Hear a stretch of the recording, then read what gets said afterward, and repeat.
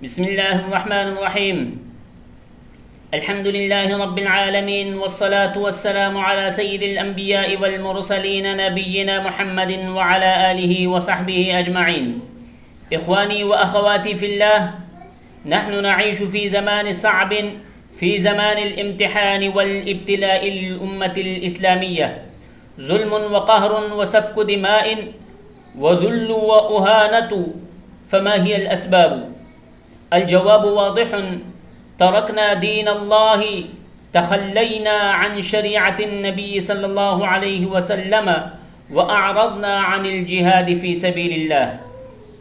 نؤمن بأن محمدًا صلى الله عليه وسلم هو رسول الله الأخير ولا نبي بعده، وأنه جاءنا بالدين وبلغ الرسالة وأدى الأمانة.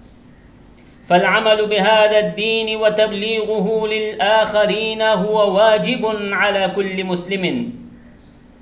أركان الإسلام هي 5: الشهادة والصلاة والصوم والزكاة والحج. ولكن في القرآن والسنة جاء أن الجهاد في سبيل الله والقتال في سبيل الله من أحب الأعمال إلى الله.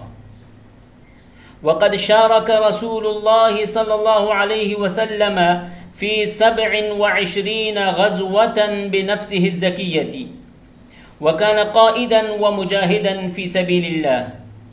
قال رسول الله صلى الله عليه وسلم: إذا تبايعتم بالعينة وأخذتم بأذناب البقر ورضيتم بالزرع وتركتم الجهاد سلط الله عليكم ذلا لا ينزعه حتى ترجعوا إلى دينكم. وإن كان أفضل الجهاد هو القتال في سبيل الله كما جاء في القرآن، فإن لم يستطع المرء ذلك فليشارك في الجهاد بما يستطيع، بقلمه وبلسانه وبماله وبدعائه، حتى لا يكون غافلا عن نصرة دين الله.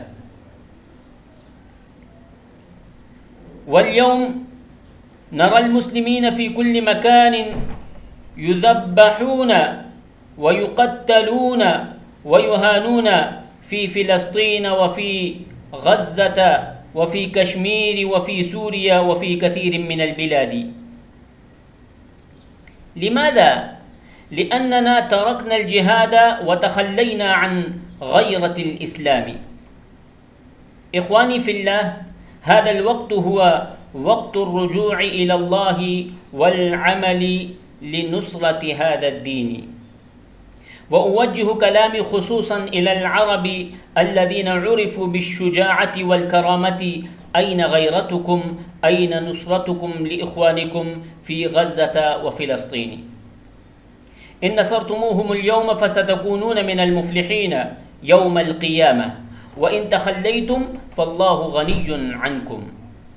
في الختام ندعو الله تعالى: اللهم انصر الإسلام والمسلمين، واعل كلمتك إلى يوم الدين، وارفع الظلم عن إخواننا في فلسطين وغزة، وثبت أقدامهم وقو عزائمهم، وارزقنا نصرتهم بما نستطيع، واجعلنا من الصادقين في الولاء لدينك وفي العمل لرضاك. آمين يا رب العالمين. والسلام عليكم ورحمة الله وبركاته.